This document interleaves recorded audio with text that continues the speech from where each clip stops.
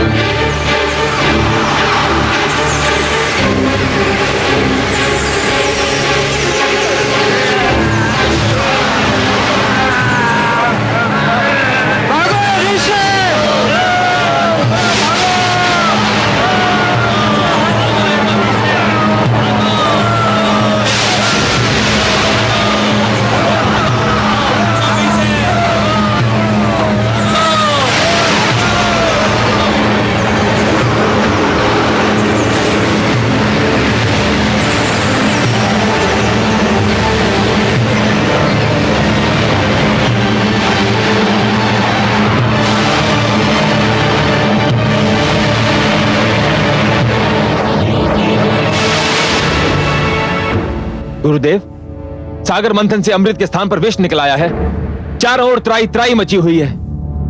देवता तो कहते थे कि सागर मंथन से जीवनदायक अमृत मिलेगा, परंतु सागर तो मृत्यु बांट रहा है गुरुदेव। इसी कारण हम वहां से भाग आए। ऐसे में सागर मंथन से क्या लाभ? हम अब सागर मंथन में भाग नहीं लेंगे।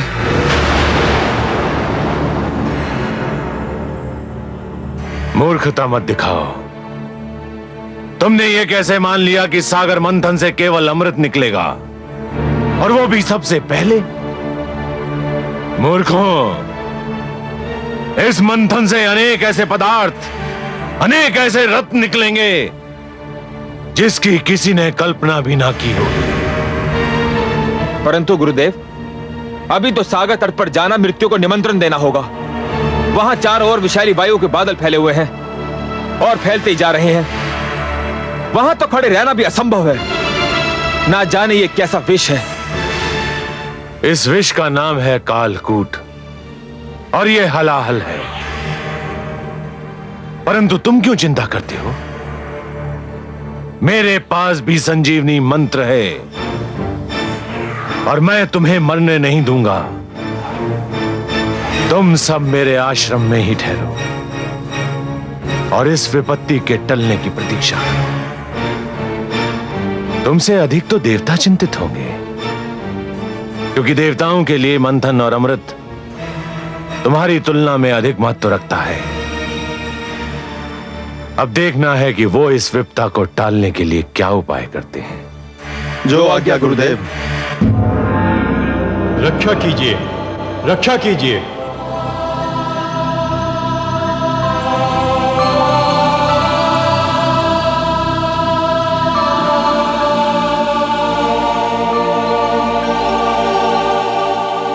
रक्षा कीजिए हे त्रिलोकीनाथ, आपकी सृष्टि संकट में है।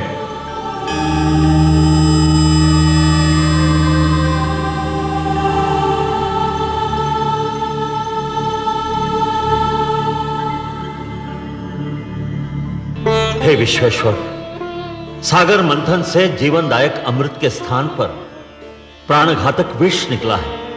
सृष्टि में हाहाकार मचा है।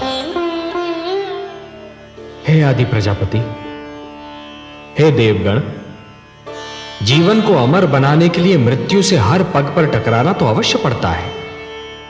इसी संघर्ष में तो जीवन का सौंदर्य निहित है। जब शिशु माता के गर्भ में होता है तो उसे हर क्षण मृत्यु से संघर्ष करना पड़ता है। शिशु के जन्म से पूर्व माता भी जीवन और मृत्यु के इसी संघर्ष का अनुभव करती है। परंतु जैसे ही शिशु का जन्म होता है, समस्त सृष्टि मुस्कुराती है।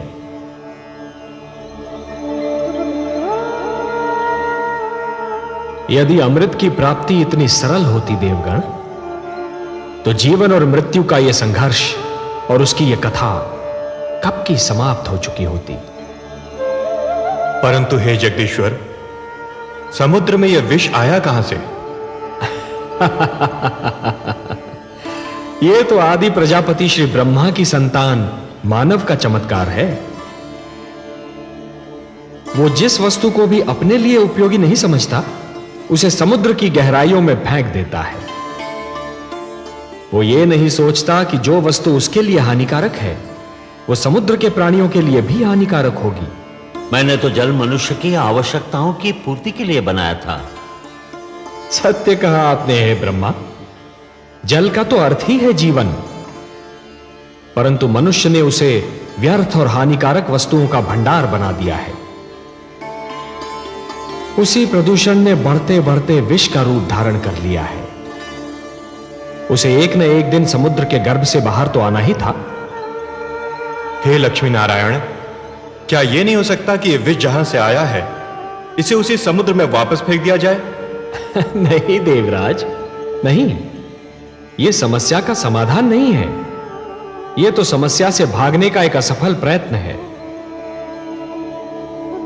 यदि इस विष को पुनः समुद्र के गर्भ में फेंक दिया गया तो वह दृष्टि से ओझल अवश्य हो जाएगा, पर उसके अस्तित्व का अंत नहीं होगा। वो कल फिर समुद्र के गर्भ से बाहर निकलेगा, किसी और पीढ़ी के लिए संकट बनेगा। देवराज, संकट का समाधान अगली पीढ़ी के लिए छोड़ देना स्वार्थ है, कुनीति है। हे सर्वेश्वर, सागर मंथन आपके आदेश के कारण आरंभ हुआ था। अमृत की प्राप्ति हमारे लिए नितांत आवश्यक है, परंतु इस विष के कारण मंथन स्थगित हो चुका है। आपका आदेश अधूरा रह गया है। हम मंथन करके आपके आदेश का पालन करना चाहते हैं, परंतु यह विष बाधा बन गया है। देवगण, ये बहुत जटिल समस्या है और इसका समाधान केवल भोलेनाथ कर सकते हैं। मैं देख रहा हूं कि इस संकट का निवारण केवल उन्हीं के पास है। चलिए, मैं भी आप सबके साथ उनकी सेवा में चलता हूं।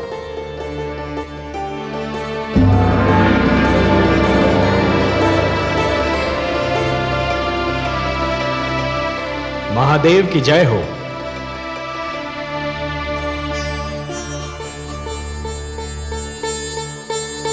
मेरे अहोभाग्य, आज कैलाश धन्य हो गया। आज कैलाश को त्रिमूर्ति के ही नहीं, समस्त देवताओं के भी दर्शन हो रहे हैं। मैं आप सबको प्रणाम करता हूं। कैलाश पर आप सबका स्वागत करता हूं। हे देवाधिदेव, हे महादेव, सृष्टि पर संकट की छाया गहरा रही है। संकट?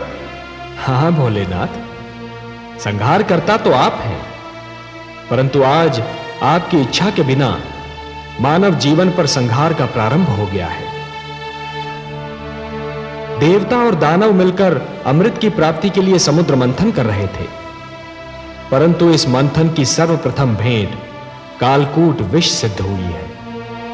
अब यह विष समस्त सृष्टि के लिए संकट बना हुआ है।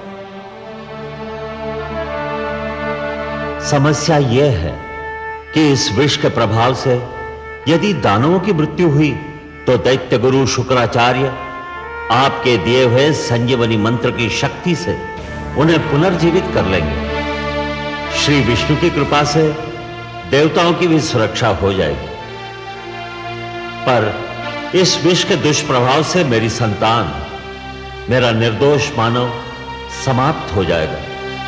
इसीलिए मैं आपसे विनती करता हूं कि हमारी सहायता कीजिए। हे महादेव, कालकूट विष सारे विश्व को अपनी लपेट में ले रहा है। हम पर कृपा कीजिए, इस संहारक विष को नष्ट कीजिए। देवराज, संहार करता तो केवल मैं हूं। विष भी मेरा ही आविष्कार है। विष मेरे लिए संहार करने का शस्त्र है और किसी भी विष को नष्ट नहीं किया जा सकता। विष को रोका जा सकता है, विष को सीमित किया जा सकता है, विष के दुष्प्रभाव को समाप्त किया जा सकता है, परंतु विष को नष्ट नहीं किया जा सकता। और हां देवराज, संसार में कालकूट ही एकमात्र विष नहीं है। विष तो कटुवाणी में भी होता है, अश्लील विचारों में भी होता है। वाणी के विष को यदि कानों में ही रोक लिया जाए तो उसका प्रभाव हृदय तक नहीं पहुंचता, और अश्लील विचारों के विष को यदि मस्तिष्क में प्रवेश न करने दिया जाए तो वो चरित्र को हानि नहीं पहुंचा सकता।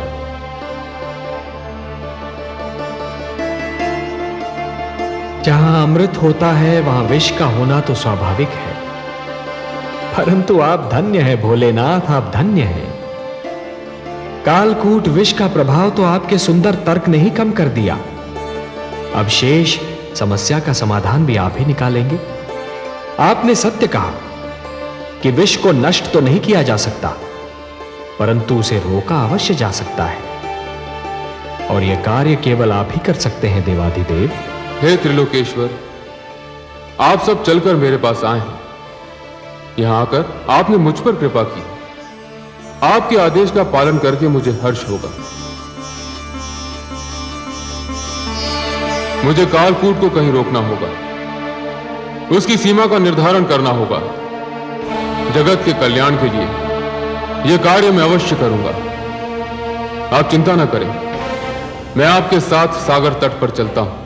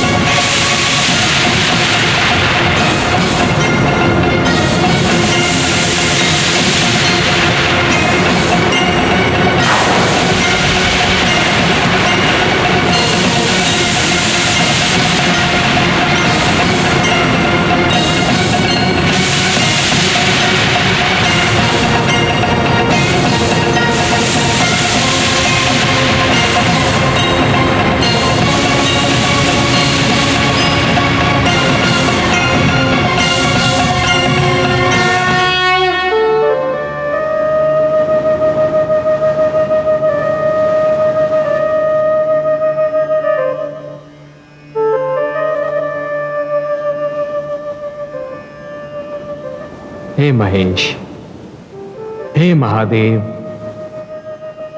आज आपने कालकूट विष के प्रभाव से सारे संसार को बचा लिया। आपको कोटि कोटि धन्यवाद। आपने समस्त सृष्टि पर उपकार किया है महादेव। आज आपने महान त्याग और महानतम बलिदान का प्रदर्शन किया है। हे भोलेनाथ, आज से आप नीलकंठ हो गए। और यह समस्त संसार इस नीलकंठ का सदैव आभार मानेगा। मैं स्वयं आपका ऋणी रहूंगा नीलकंठ, क्योंकि जिन लोगों की रक्षा मुझे करनी चाहिए थी, आज उन सब की रक्षा आपने की है। आज आपने समस्त संसार को यह ज्ञान दे दिया कि जिस प्रकार सूर्य बनने के लिए अग्नि बनना पड़ता है और अग्नि में जलना भी पड़ता है, उसी प्रकार शंकर बनने के लिए विष का प्राशन भी करना पड़ता है। और हे नीलकंठ, इस विष को आपने कंठ तक रोककर यह भी सिद्ध कर दिया कि विष चाहे जैसा भी हो, उसके प्रभाव को रोकना संभव है। इसलिए मैं स्वयं महाविष्णु आपको प्रणाम करता हूं।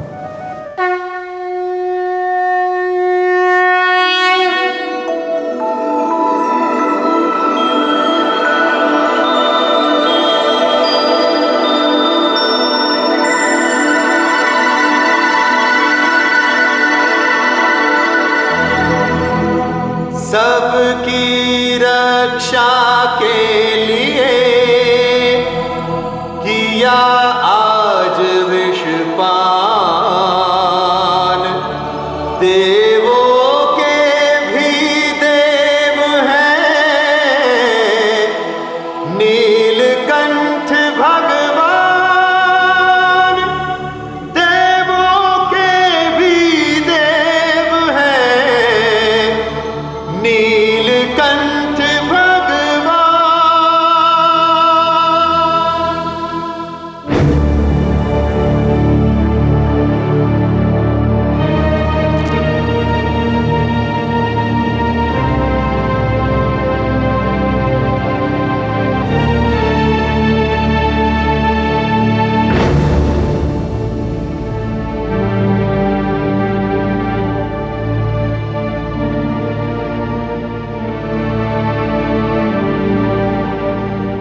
अभिवादन है दैत्य गुरु शुक्राचार्य।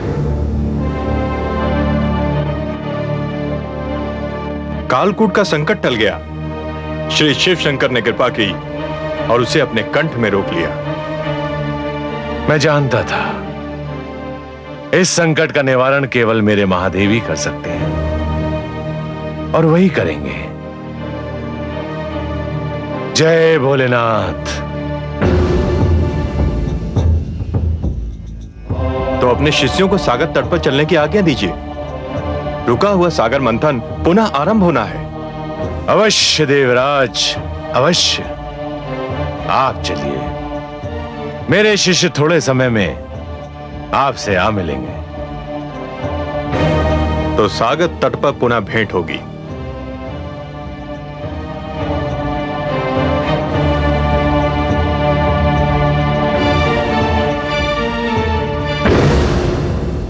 गुरुदेव, क्या मैं पुनः जाना होगा?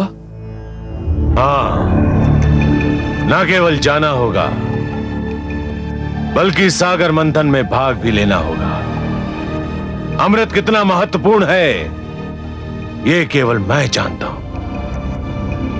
देवराज इंद्र की बात भूल गए तुम? संजीवनी मंत्र जितना तुम्हारे लिए आवश्यक है, अमृत उतना ही मेरे लिए आवश्यक है। तुम सब तुरंत सागर तट पर पहुंचो।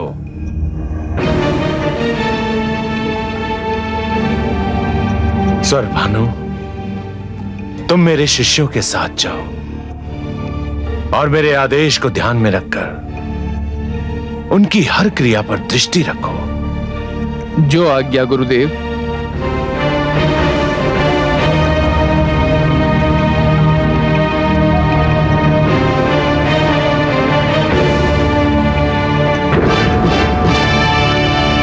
देवराज, हम आ गए। मंथन आरंभ कीजिए। हम तो प्रस्तुत हैं कालकेतु। हमें केवल आपकी प्रतीक्षा थी। देवताओं, सागर मंथन का शुभारंभ कीजिए।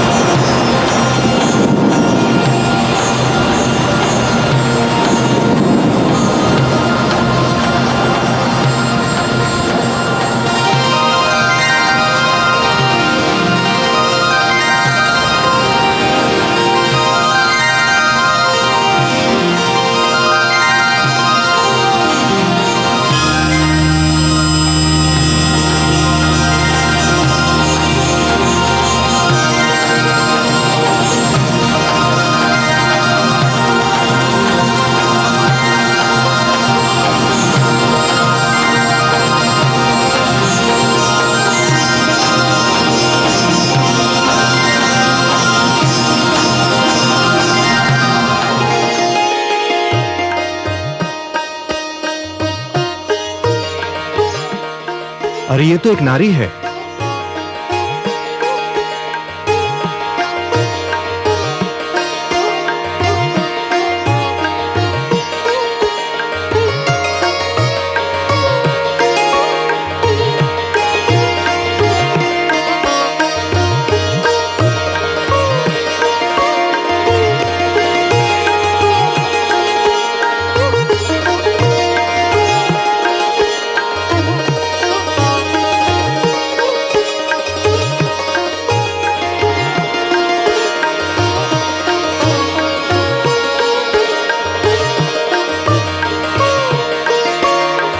हर्षल, इतनी सुंदर नारी कभी देखी थी पहले?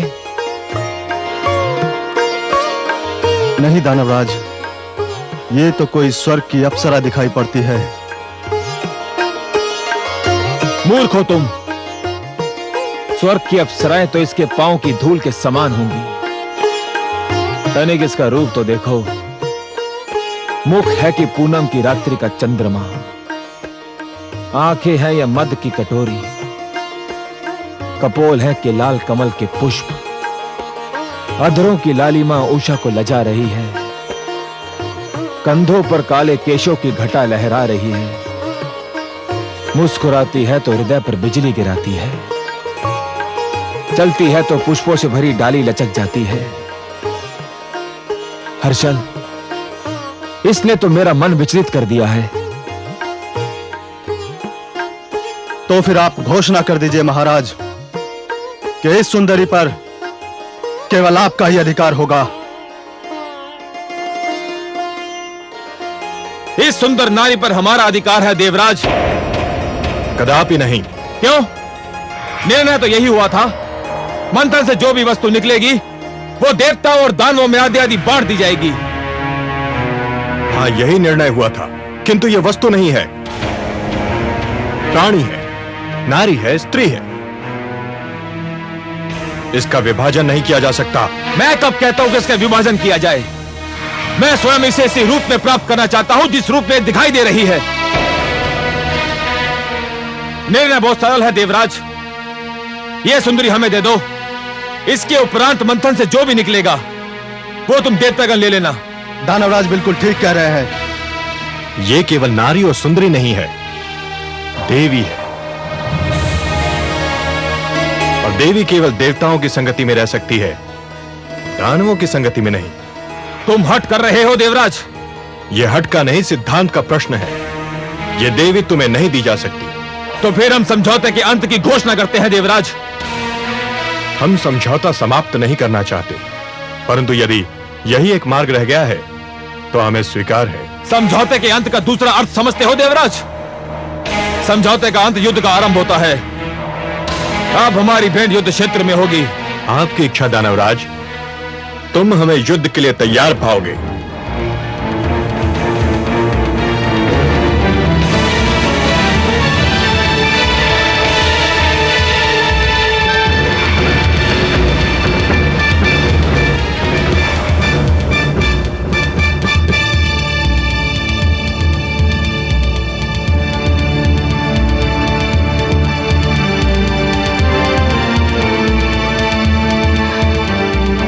हे कमल नयन, हे पद्मनाभ, कहाँ हैं आप? मुझ विरह की मारी पर कृपा कीजिए।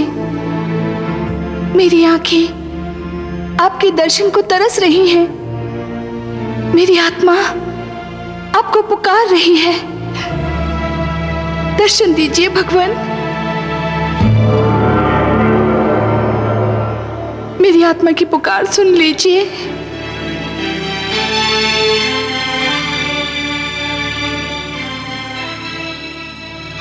महादेवी, कमल नयन, आपने हमें पुकारा, हम आ गए आपके पास।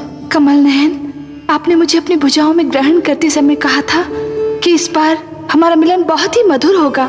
हाँ देवी, परंतु धरती पर मुझे आपसे दूर करने की चेष्टा की जा रही है। देवता और दानव मुझे आपसे छीनने के लिए तत्पर हैं, एक दूसरे से युद्ध करने के लिए तैयार हैं। हे कमल नयन, सागर से निकलते ही सबसे पहले मुझे आप ही का ध्यान आया था। आपसे क्षणिक वियोग भी मुझसे सहन नहीं होता। हे महादेवी, उपवन के भाग्य में वसंत का सुख सदैव नहीं होता, उसे पतझड़ का दुख भी झेलना पड़ता है।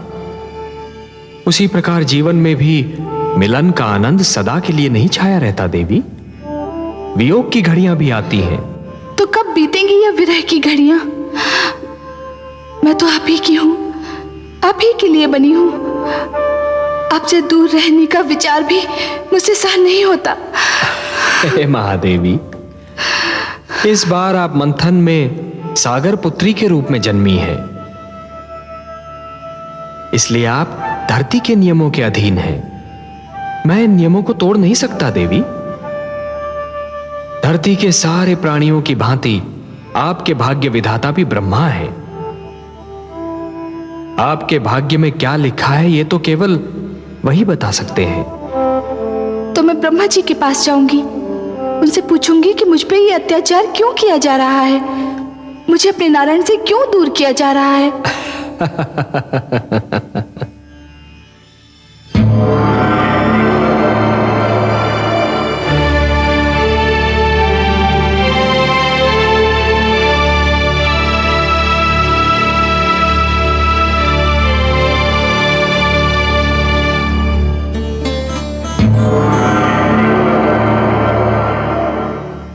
हे ब्रह्मा, हे आदि प्रजापति, हे विधाता, मेरा जीवन कांटों की शैया बन गया है। विरह की अग्नि मेरे तन मन को फूंक रही है। हे विधाता, आप तो जानते ही हैं, मेरा मन नारायण के चरण कमल में वास करता है। उनकी भुजा ही मेरा घर है। उनके सुंदर मुख को निहारना मेरी पूजा है। उनसे दूर बीता एक पल मेरे लिए युग के समान है। फिर मुझे उनसे दूर क्यों किया जा रहा है? सागर तट पर मेरे लिए युद्ध की घोषणा कर दी गई है। आपके लिए युद्ध की घोषणा? हाँ विधाता, मेरे लिए युद्ध घोषित किया गया है। देवता और दानव मेरे लिए झगड़ रहे हैं। देवता चाहते हैं कि मैं उनकी संगति में रहूं, और दानवों की इच्छा है मैं उनकी संपत्ति बन जाऊं। हे विधाता, आपने मेरे भाग्य में क्या लिख दिया जो ये अत्याचार मुझ पर हो रहा है? हे देवी, अवश्य ही ये अत्याचार है, परंतु मैंने आप ही के लिए नहीं, हर नारी के लिए एक नियम बनाया है। वो नियम यह है कि नारी पर उसकी इच्छा जाने बिना कोई अपना अधिकार नहीं जमा सकता। पर वे जमा रहे हैं अधिकार। वे भ्रम में हैं, वे मेरे नियम को तोड़ रहे हैं। मैं ऐसा नहीं होने दूंगा।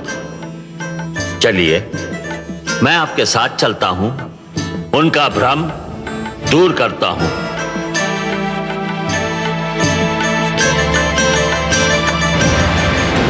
देवताओं, ध्यान रहे कि समझौता तोड़ने की स्थिति तुमने बनाई थी, हमने नहीं। हम तो अब भी कहते हैं सागर मंथन से जन्मी सुंदरी हमें दे दो, हमारा समझौता बना रहेगा। यह संभव नहीं कालकेतु, हम तुम्हारी ये मांग नहीं मान सकते। इसके लिए यदि युद्ध होता है तो हमें कोई चिंता नहीं। चलो वीरो, आक्रमण करो। ठहरो।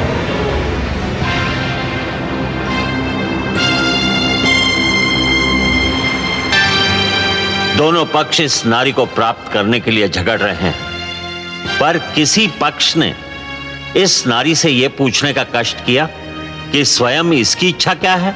यह नारी की इच्छा का प्रश्न नहीं है ब्रह्मदेव, यह समझौते के सिद्धांत के आदर का प्रश्न है।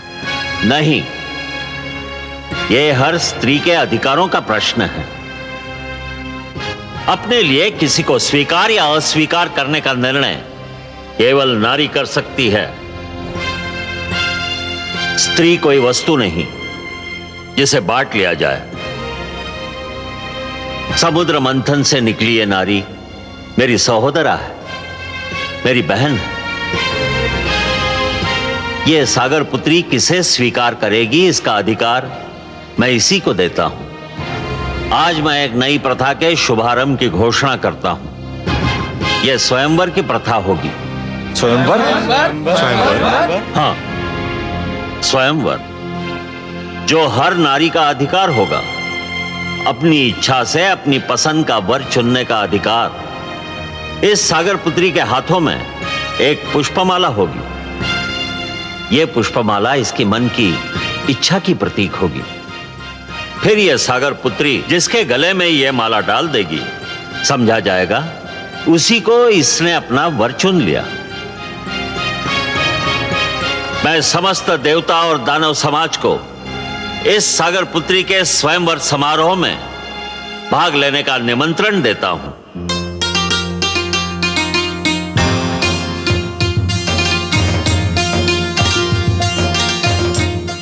हर्षल, मैं व्याकुल हो रहा हूं। क्यों दानवराज? न जाने ये चंद्रमुखी, ये मृगनयनी किसे चुनेगी? आपको ही चुनेगी दानवराज। ये तुम कैसे कह सकते हो हर्षल? है तो नारी ही दानवराज, और नारी केवल उसी को चुनती है जिसके पास शक्ति होती है। भुजाओं की शक्ति या धन की शक्ति, और ये दोनों ही शक्तियां आपके पास हैं। दानवराज, आपने देवताओं को परास्त किया है। नारी विजय का हाथ छोड़कर पराजय का हाथ कदापि नहीं थामती। आप विश्वास रखिए दानवराज, यह सुंदरी केवल आपको ही चुनेगी।